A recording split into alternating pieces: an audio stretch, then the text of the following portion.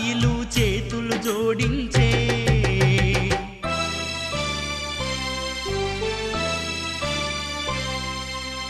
ఒకరోజు రాత్రి వీరబ్రహ్మంగారు సాధువు రూపాన గోవిందమ్మ తల్లిదండ్రుల కలలో కనిపించి, ఈ ఊరి శివాలయం దగ్గరున్న మునికి మీ కూతుర్నిచ్చి పెళ్లి జరిపించండి, లేకుంటే మీ బిడ్డ ప్రాణత్యాగం చేసుకుంటదని హెచ్చరించి, తెలవారంగానే ముసలి ఎరుకల సానివేషం వేసుకొని గోవిందం ఉండే వీధిలో కాలు పెట్టిండు